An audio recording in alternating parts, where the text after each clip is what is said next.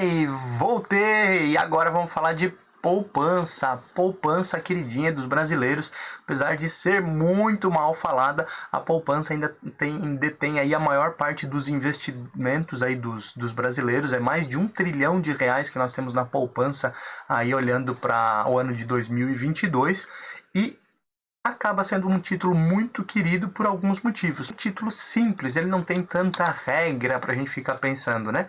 Então, por ser mais simples, atrai mais investidores. E olhando para a sua realidade, você precisa entender de alguns detalhes para a prova, né? A poupança ele é aí o título mais antigo do Brasil. Ele tem garantia do FGC, o Fundo Garantidor de Crédito, e um dos grandes pontos que ele acaba sendo atrativo para a maioria da população é que ele não tem imposto de renda, pelo menos na pessoa física. Na pessoa jurídica tem imposto de renda. Nossa queridinha, a poupança, ela também acaba sendo muito fomentada pelas instituições financeiras porque é ela quem financia o crédito habitacional e o crédito rural.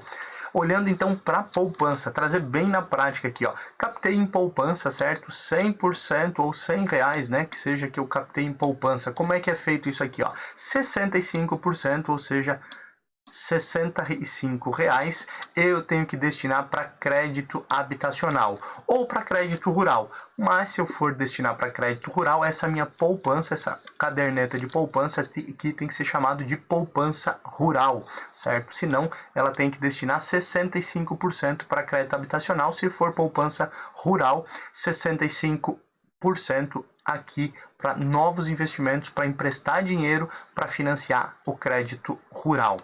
Depois disso, eu tenho 15% desses 100 que eu posso utilizar para emprestar para aquilo que eu quiser. De todo o dinheiro captado em poupança, dos R$ 100 aqui, 15 eu posso usar para aquilo que eu quiser. Posso usar para crédito imobiliário, para crédito rural, para crédito pessoal, não tem problema. Posso utilizar da forma que eu, instituição financeira, preferir.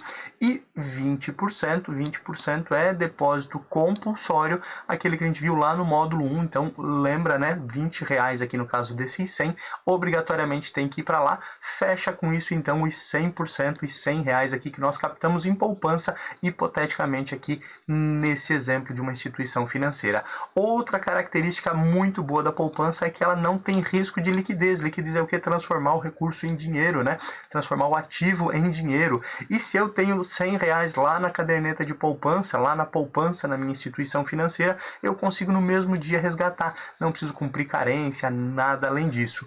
Por isso, ele é um título tão bem visto e acaba sendo um dos queridinhos aí do brasileiro, né, para poupar, para guardar um dinheirinho todo mês, e ele não tem talvez uma rentabilidade tão atrativa dependendo do momento e do prazo, mas ele acaba sendo muito mais fácil de compreender e por isso muito mais fácil de ser aplicado. Falando um pouquinho aí sobre essa questão de rentabilidade, vamos apagar essa tinta aqui dos slides e vamos lembrar aqui que a rentabilidade da poupança é só no aniversário. Esse é um dado importante para a sua prova. Imagine que eu botei R$ 100, certo, na minha poupança lá no dia 7. O aniversário será somente no próximo dia 7. No dia 8, eu botei mais R$ 100. Ou seja, no dia do aniversário do dia 7, eu vou ter rentabilidade sobre esses R$ 100. No dia 8, que foi a minha segunda aplicação, eu vou ter a rentabilidade sobre os outros R$ 100. Isso é muito importante. Rende só no aniversário. Professor, mas e se passar e der 32 dias, por exemplo, eu vou receber rentabilidade de 32 dias? Não, se você resgatou com 32 dias, se você resgatou 4, 5, 6 dias depois do aniversário, não importa, você ganha somente até aquele aniversário, ou teria que esperar até o próximo aniversário. Esse é um ponto aí desconfortável aí para quem investe, no caso em caderneta de poupança, em títulos de poupança, por essa realidade. Eu tenho que esperar sempre 30 dias, sempre o próximo aniversário para ter rentabilidade. A rentabilidade também é sempre sobre o valor mínimo. Como assim, professor? Ainda não entendi. Lá no dia 8 eu apliquei R$ 100, hipoteticamente, vamos pegar essa coluna aqui, né? Então no dia 8 do mês seguinte, o que eu teria? Rentabilidade sobre os R$ 100. Mas se aqui no dia 7 eu precisei resgatar R$ 20 aqui, ó. Resgatei R$ 20 daqueles 100. Certo? Eu vou receber, então, era um dia antes, né? Então eu recebo 29 dias, é isso? Não. Eu vou receber 30 dias, o meu aniversário, quando completou aqui, sobre o valor mínimo. Qual que é o valor mínimo que teve nessa conta, olhando para essa aplicação aqui? R$80, que aconteceu ali no dia 7.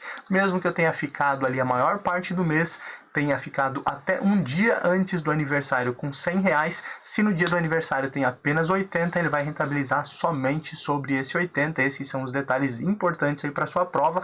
E falando em rentabilidade de poupança, também tem algumas regrinhas específicas que é importante saber para sua prova.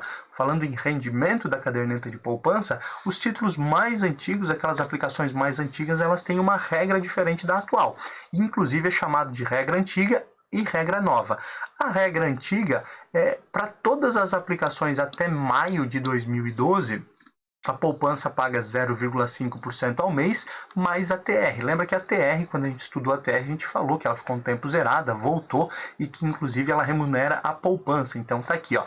Quem aplicou até maio de 2012 está nessa regra antiga. Não importa o que aconteça, vai receber todo mês 0,5% mais a TR. Já para quem aplicou depois dessa data, tem duas regras. Se porventura a taxa básica de juros, a Selic, for maior do que 8,5%, eu vou receber como remuneração da caderneta de poupança TR mais 0,5%, ou 0,5 mais TR. Lembra lá de matemática, né? A ordem dos fatores não altera o produto, ou com certeza você lembra lá que a ordem dos tratores também não altera o viaduto, uma forma que a gente lembrou de fazer uma analogia e gravar isso lá na época do ensino fundamental, né?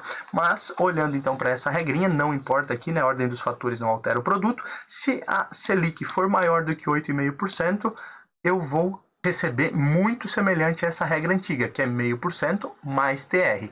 Se porventura a Selic for menor do que 8,5%, ou até 8,5%, eu vou receber 70% da Selic mais a TR. Por que foi feito isso? Primeiro porque assim, eu preciso tornar alguns investimentos mais atrativos do que outros, né?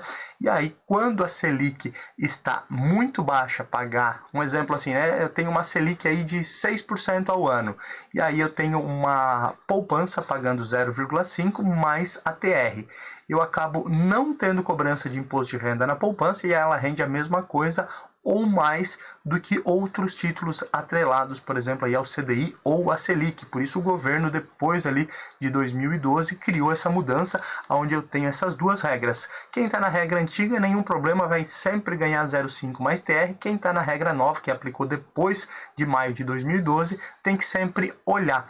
Se tiver a Selic acima de 8,5, eu recebo 0,5 mais TR. Se a Selic tiver abaixo de 8,5, até 8,5, eu recebo 70% dessa taxa Selic mais a TR. Essas são as regras de poupança e são muito importantes para você garantir aí uma boa pontuação na sua prova. Lembra, isso aqui pode cair até 25% das questões na sua prova, então vale a pena aí continuar. E essa aqui é a questão dada praticamente, apesar de ser simples, muitas pessoas acabam se confundindo com detalhes da caderneta de poupança. Te espero na próxima aula para a gente continuar o nosso tema aqui de renda fixa e renda variável, entendendo principalmente os instrumentos utilizados aí pelas instituições financeiras.